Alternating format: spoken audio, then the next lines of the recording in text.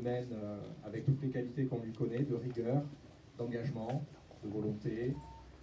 Et ça, je pense qu'il faut qu'on s'en remercie. De façon plus générale, merci à la majorité parlementaire. T'as juste le mien. Et au travail qui est fait. Parce qu'il y a un véritable travail avec tous les soubresauts qu'on connaît, avec les crises que ça entraîne, parce que quand on doit changer des choses en France, ça entraîne nécessairement des résistances. Et il y a toujours des résistances au changement, quel qu'il soit. Et enfin, merci à vous tous, parce que dans la salle, je vois essentiellement des visages de gens qui nous accompagnent depuis 2017, sur tous ces changements, sur cette volonté de porter quelque chose de nouveau, pas simplement parce que c'est nouveau, mais parce que c'est différent, et parce que cette différence-là est nécessaire pour faire en sorte que dans notre territoire, on ne se pose plus des questions comme habiter dans un logement digne, pouvoir se déplacer quel que soit l'endroit où on se trouve sur le territoire, être en sécurité, soi-même et ses enfants, dans des écoles qui ne s'écroulent pas. Voilà. Ce changement, il faut qu'on le porte. Et donc mon deuxième mot, c'est continuons. Continuons ensemble. Sur cette année qui s'ouvre, je vais vous faire une confidence, je pense que vous n'avez pas encore lu ça dans la presse, mais il y a des municipales. Ah bon? Elles sont, pour le moins, à cette date, en tout cas à mes yeux, relativement incertaines. On a un héritage de 25 ans d'une gestion qui, à mon sens, est pour le moins perfectible, dont le bilan se compte pas seulement, malheureusement, matériellement et financièrement, mais se compte en vies humaines. Et c'est pas quelque chose qui est acceptable dans la deuxième ville de France. Donc continuons ce combat de changement qu'on a engagé au plan national, continuons-le à l'échelon local. Continuons aussi à apporter nos valeurs. Je le disais, le changement, c'est pas la nouveauté pour la nouveauté. On est dans une phase où on croit à l'écologie, donc on ne fait pas de la nouveauté pour faire du recyclage ou pour faire de la nouveauté. On fait de la nouveauté parce qu'il faut changer les choses. Pour finir, parce que je vais être bref, j'aurais essayé. Juste une petite citation, je la prends souvent et je la cite souvent parce que c'est quelque chose qui résume, à mon avis, le besoin de s'engager politiquement. Il y a un député britannique, plutôt très travailliste, plutôt très à gauche sur l'échelle politique britannique, qui parlait de l'engagement politique et qui disait qu'on devait être mu par deux flammes, la flamme de la colère et la flamme de l'espoir. La flamme de la colère, des choses qu'on doit changer, et la flamme de l'espoir, qu'on peut changer ces choses-là. Je crois que cette année, en 2020, je vous souhaite d'avoir ces deux flammes à parts égales pour que notre engagement réussisse.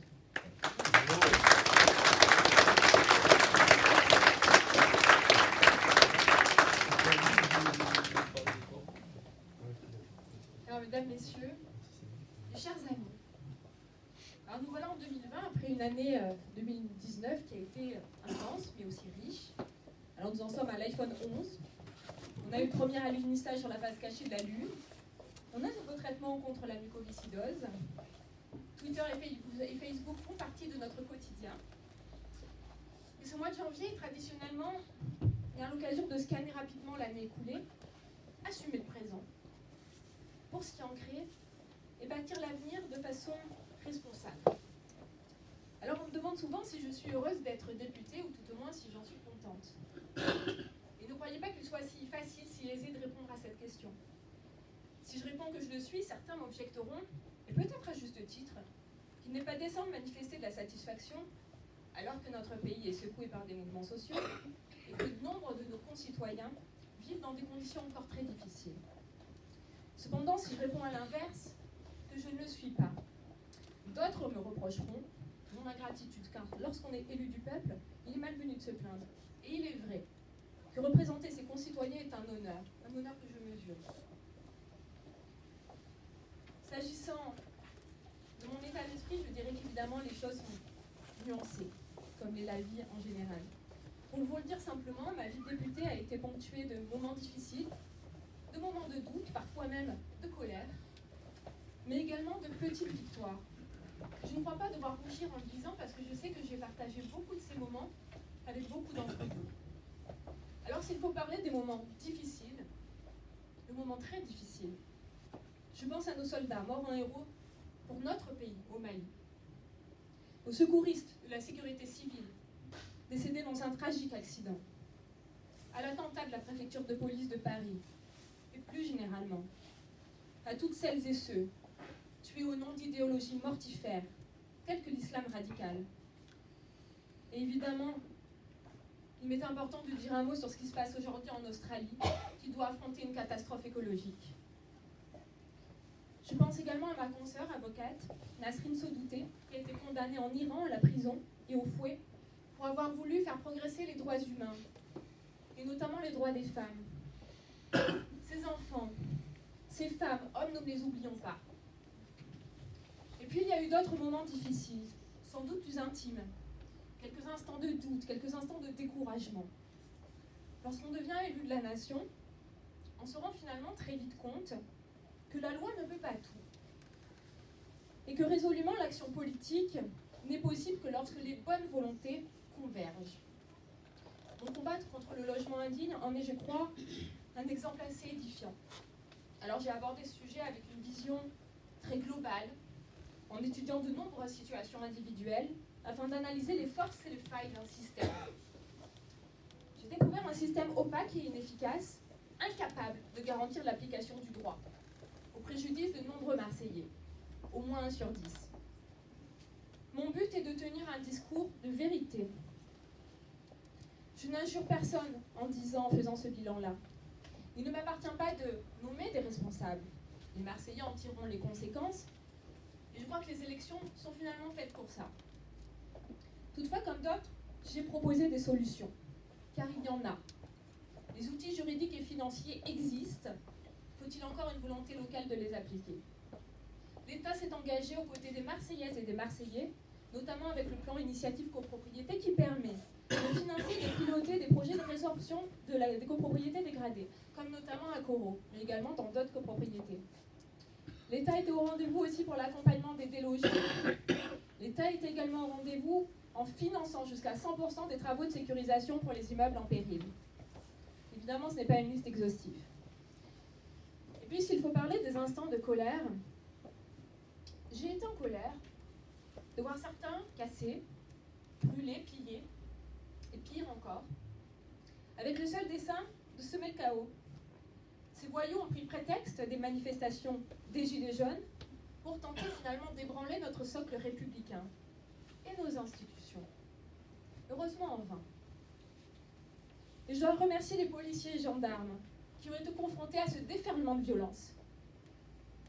Je pense également aux magistrats, aux greffiers qui se sont mobilisés. Ces personnes-là sont les remparts dans un état de droit, car sans ordre, il est impossible de faire respecter les droits et libertés fondamentales de chacun d'entre nous. J'étais en colère également lorsque j'ai entendu d'autres clamer que nous ne sommes pas dans un état de droit, ni dans une démocratie, ici, en France. Je crois que certains ont besoin de s'inventer un combat pour donner du sens à leur vie. Ils tentent de transformer finalement un débat républicain en révolution parce qu'ils sont incapables de convaincre. Il n'y a que dans un état de droit qu'on peut crier qu'on est dans une dictature sans être inquiété. On peut le dire sur les plateaux télé. Ils ne savent manifestement pas ce qu'est un régime autoritaire. Qu'ils ouvrent un livre d'histoire ou alors qu'ils voyagent pour voir ce que c'est une dictature, parce que les mots ont un sens. Alors il est vrai que je fais partie d'une génération, et certains d'entre vous aussi, qui est née en France dans le confort des libertés. Moi, je n'ai jamais eu à lutter pour obtenir des libertés. Et je crois que ma génération, nous, généralement, ne devons pas oublier le prix de ces libertés et les responsabilités qu'elles impliquent en tant que citoyens. Parce que si nous vivons dans une démocratie, rien ne nous est acquis pour l'avenir. Malgré quelques tristesses, quelques colères, je peux cependant vous dire que nous avons de nombreuses raisons d'être optimistes. Le taux de chômage a enfin baissé dans notre pays, et ce d'une façon inédite. Le pouvoir d'achat, lui, a augmenté, avec notamment la suppression de la taxe d'habitation pour 80% des foyers. L'impôt sur le revenu a diminué pour les classes moyennes. Les primes défiscalisées ont été maintenues, le minimum vieillesse augmenté. les pensions de base des retraités les plus modestes revalorisées, le SMIC augmenté. Au-delà de la lutte contre le chômage, nous avons souhaité lutter contre le travail précaire. Et je sais que beaucoup d'entre vous savent de quoi je parle. C'est pourquoi, pour inciter les entreprises à proposer des CDI ou des CDD longue durée, on instaure un nouveau système de bonus-malus pour les entreprises de plus de 11 salariés. Il y a un autre thème qui est important, c'est l'éducation. Nous avons continué à dédoubler les classes de CP-CE1 dans les offres d'éducation prioritaire et nous sommes ici, sur ce secteur évidemment, particulièrement concernés. L'école aussi a été rendue obligatoire à partir de 3 ans. Ces mesures sont sans doute celles dont j'en suis les plus fière, peut-être aussi avec les 1000 premiers jours de l'enfant. Alors en effet, la cause des enfants, leur avenir, en France et partout dans le monde, me tient particulièrement à cœur. En tant que coprésidente du groupe d'études droits de l'enfant à l'Assemblée nationale, je n'ai de cesse avec beaucoup de mes collègues, au quotidien, de réfléchir et de travailler et de proposer pour garantir la préservation des acquis en matière de droits des enfants, mais également pour les faire progresser.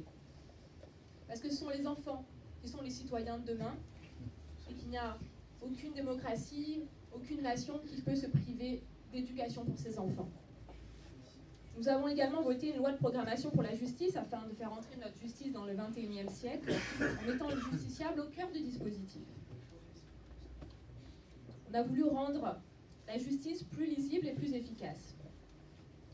Enfin, dernière petite victoire en date, je pense également à un fameux décret qui pénalise désormais les acheteurs de cigarettes à la sauvette.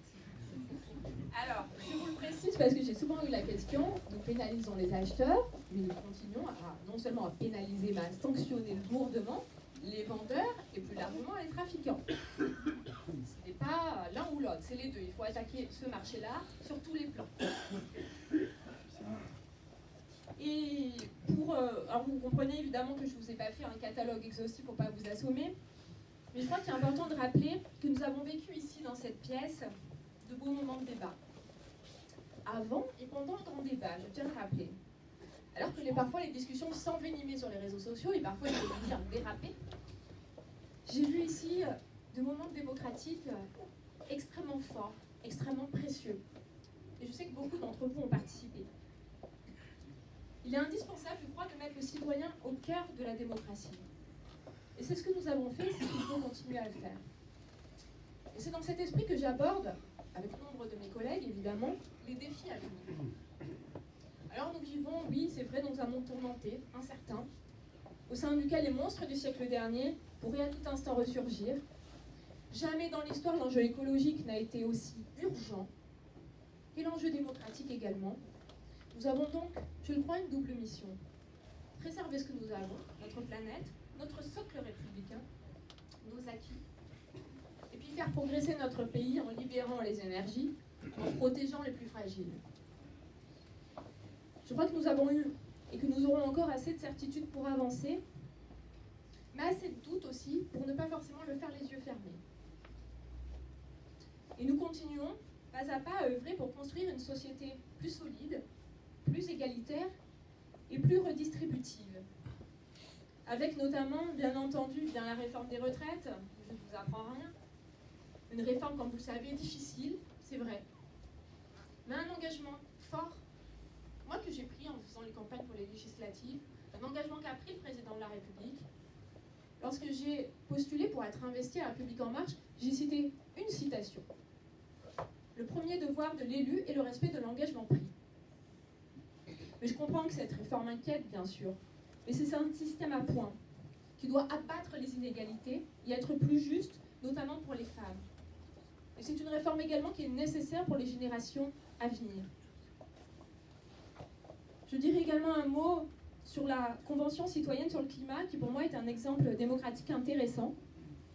Vous dire également qu'une des réformes qui est importante, qui est celle de la réforme de la justice des mineurs, qui viendra bientôt dans notre hémicycle, afin justement d'avoir une justice plus efficace, en mettant non seulement le mineur au sein de ce dispositif, mais également les victimes. Et je crois que lorsqu'on travaille sur le sujet de la justice des mineurs, on se rend très vite compte qu'il y a énormément d'acteurs mobilisés sur le sujet. Que cette loi doit donner les outils aux policiers, aux magistrats, aux éducateurs, aux associations de pouvoir travailler en étant le plus efficace possible. La lutte contre les violences conjugales est également un engagement très fort. Nous y avons travaillé depuis un moment, mais tant qu'il continuera à avoir ne serait-ce qu'une seule femme victime, même qu'une seule, nous continuerons à nous battre. J'ai participé, comme beaucoup, au Grenelle des violences conjugales. Beaucoup de propositions ont été faites.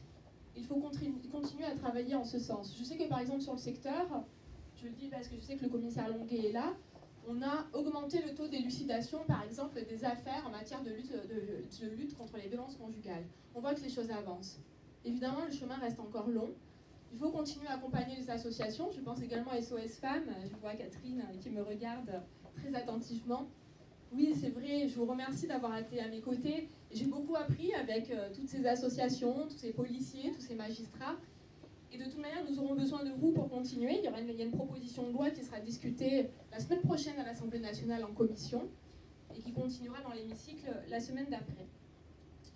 Je veux évoquer également la loi de lutte contre les contenus haineux sur Internet qui revient en deuxième lecture à l'Assemblée nationale après un échec au Sénat, puisque nous ne nous sommes pas mis d'accord avec les sénateurs.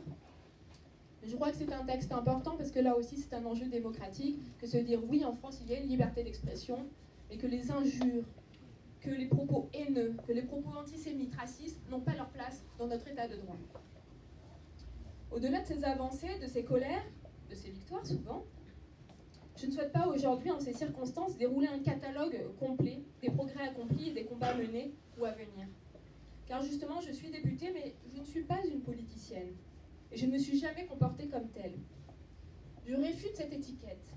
Je ne considère pas mon mandat comme une fin en soi, ni comme une carrière, mais bien plus comme un moyen de porter certaines de mes convictions. Je crois qu'en politique, il ne devrait pas s'agir d'être sur l'estrade pour être sur l'estrade, mais d'être à la hauteur de l'honneur et de la chance que nos concitoyens nous donnent, pour exprimer et témoigner des valeurs sur lesquelles nous avons été élus. En 2017, nous sommes nombreux à avoir été élus alors que nous n'avions jamais fait de politique avant. Nous sommes la génération des députés de la société civile. Jusque-là, la plupart des députés étaient des politiciens de carrière, souvent très éloignés de la réalité, pas toujours, mais en tout cas souvent, ce qui n'était pas forcément un gage de compétence. Mais les temps ont changé, et nous souhaitons tous un nouveau souffle démocratique. Je crois que c'est vital, et qu'il faut inscrire cet élan et cet effort dans la durée, car nous ne devons pas accepter le risque d'un essoufflement démocratique. Cet essoufflement ne profiterait qu'aux idéologies d'extrême, dont l'histoire nous a enseigné ce qu'elles amènent. Et je crois que nous sommes tous bien placés pour en parler sur ce secteur. Alors il est vrai que je n'ai pas abordé toujours mon mandat comme certains politiciens, et je sais que parfois cela a surpris. J'ai envisagé tous les sujets, dossiers qui m'ont été soumis, finalement bien, comme celle que j'étais, une avocate et une citoyenne. J'ai sans doute parfois fait des erreurs, et je m'en excuse. Et j'espère en avoir tiré des enseignements. Ceci dit, je pense n'avoir jamais trahi mes engagements. Alors je n'entends pas passer mon temps à me préoccuper de savoir si ce que je vais dire ou faire peut me coûter une élection. Je ne veux pas concéder la moindre de mes convictions. J'accepte trop certains travers de la vie politique pour m'y risquer. Et je crois que l'on peut restaurer la confiance dans la vie politique, mais aussi dans la vie démocratique. Pour tout vous dire, rien ne m'a jamais destiné, moi, à faire de la politique. Et c'est certainement cela qui fait que je ne me menotte pas à mon siège avec la paranoïa de celui qui, sans ce statut, finalement n'existe plus. Je ne suis pas une héritière. Mon grand-père est né à Ajaccio, il est arrivé à Marseille en 1937 à l'âge de 6 ans, pour des raisons économiques. Il a toujours vécu avec des revenus modestes, mais il n'a jamais rien demandé à personne. Il a appris à ses enfants, et à ses petits-enfants, que rien n'est plus important que la parole donnée. Il a toujours refusé les compromissions. Et mes parents n'ont en héritage que leur éducation. Ils ont construit leur vie grâce à leur seul travail et leur volonté, comme beaucoup de Français, comme beaucoup de Marseillais. Alors mon père est devenu marin-pompier tout simplement parce qu'il a réussi un concours dans l'armée. Et ma mère est devenue auxiliaire de puériculture également en réussissant un concours. Et je m'en suis rendu compte en parlant à mon grand-père il y a peu de temps que ma sœur et moi étions les premières de nombreuses générations à avoir obtenu le bac, grâce au sacrifice qui avait été fait avant. Alors, oui, on m'a enseigné ce goût du travail et je travaille depuis mes 17 ans. J'ai été animatrice centre aéré, hôtesse d'accueil, vendeuse, demandeur d'emploi et enfin, ce qui me définit sans doute particulièrement, je suis avocate. Je ne suis plus inscrite au barreau, mais je suis toujours avocate.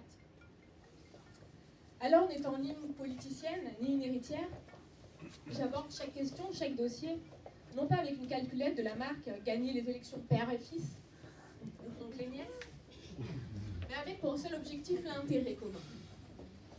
Alors oui, je sais que je n'ai pas toujours dit à mes interlocuteurs ce qu'ils avaient envie d'entendre. Je crois que lorsqu'on veut changer le système, il faut commencer par être exigeant envers soi-même. Je crois également que la vie politique en France changera lorsque les femmes y auront pleinement leur place. Mais si la parité est une exigence légale, ce n'est pas qu'une question de chiffres. C'est une question d'engagement. C'est une question de civilisation. C'est une question de stéréotypes. Il ne suffit pas d'amener des femmes en politique. Faut-il encore leur permettre d'accéder aux postes décisionnaires? Faut-il encore leur permettre de prendre la parole? La réalité, c'est que le premier des obstacles est certainement l'autocensure. C'est un système insidieux qui a instauré dans nos éducations de faire que les femmes, finalement, ont une certaine crainte parfois d'occuper l'espace public. Mais ce n'est pas une fatalité. Et je crois que c'est de la responsabilité de chacun. Il ne s'agit pas de placer des femmes pour placer des femmes. Il y a dans notre société des femmes et des hommes. Les femmes ont leur place et elles doivent la prendre. Mais je sais que de nombreux obstacles s'érigent sur le chemin des femmes politiques, mais également des femmes qui veulent occuper l'espace public et qui ont envie de s'engager. Et je leur dis qu'elles ont raison de le faire. Parce que plus nous serons à vouloir changer les codes, à bousculer les habitudes, plus on arrivera à être à la hauteur de cet enjeu d'égalité. Mais il est vrai que souvent, on reproche plus facilement, en tout cas une certaine présomption d'incompétence à l'égard des femmes. Quand elles prennent la parole et qu'elles ne sont pas forcément d'accord, on leur reproche souvent d'être hystériques, voire d'être manipulées. C'est une réalité. C'est une réalité. Et je crois que nous avons tous notre part de responsabilité dans la façon dont nous comportons les uns à l'égard des autres.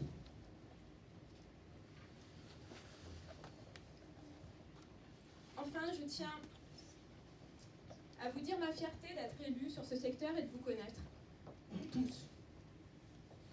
J'ai conscience des difficultés de ce territoire, de ses colères, de ses déceptions, de ses craintes, mais j'en connais également les forces et les talents.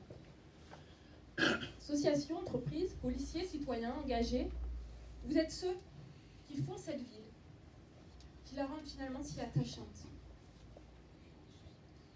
Je vous remercie pour votre collaboration et votre engagement à mes côtés. Combien d'heures passées avec vous sur le terrain? Parfois au détour d'une discussion, parfois dans une réunion, parfois tout simplement pour vous tenir à mes côtés et essayer de comprendre quel est votre quotidien. Combien d'échanges et de réflexions avec les habitants, les centres sociaux, la police pour comprendre, proposer, essayer, soutenir des solutions pour un meilleur quotidien. Combien d'alertes ai-je reçues de votre part sur tel ou tel quartier, tel ou tel sujet? Cette maille que nous avons naturellement tissée nous permet d'être au plus près des réalités de ce secteur, de le comprendre, mieux de le sentir. Grâce à vous, nous avons bâti une relation de confiance avec tous les acteurs ici. Ce souci des habitants du secteur ne se décrète pas à l'occasion d'une élection. Il n'a pas suffi d'être élu. Mais ce travail sans relâche, depuis plus de 2 ans aujourd'hui. Alors, chers amis, mesdames, messieurs, je vous souhaite une excellente année 2020. Je vous souhaite du courage, peut-être un peu de chance, parce qu'on en a parfois besoin, pour mener à bien vos projets. Et je vous le dis, gardez vos convictions et restez tels que vous êtes en 2019, parce qu'on a besoin de vous en 2020. Je vous remercie.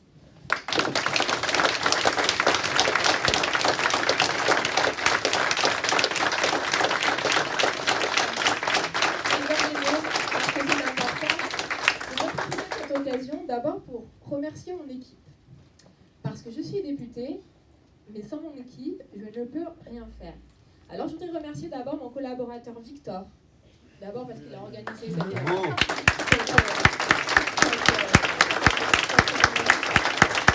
Mais surtout parce qu'il est très engagé sur le terrain, et parce que c'est souvent de vos interlocuteurs privilégiés. Je voudrais remercier Guillaume.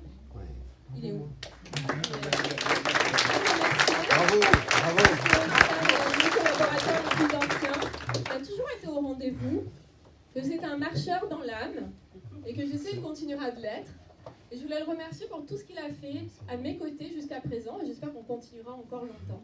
Je remercie également ma collaboratrice Hélène qui n'est pas qui est à Paris, mais peut-être certains me transmettront. Et puis je remercie aussi Voilà. Allez, toutes les personnes voilà, je sais pas comment nous définir, des sortes de duo. Voilà, un duo de choc si vous voulez. En tout cas, un duo, on est toujours très exigeants l'un envers l'autre, et je crois que c'est assez sain. En tout cas, on a beaucoup travaillé ensemble sur de nombreux sujets. Je remercie Dominique, Monique, Milly, Laurence, Stéphane, Ginette. Je ne peux pas dire tous les prénoms, mais je vous remercie tous d'être avec nous parce que c'est vous.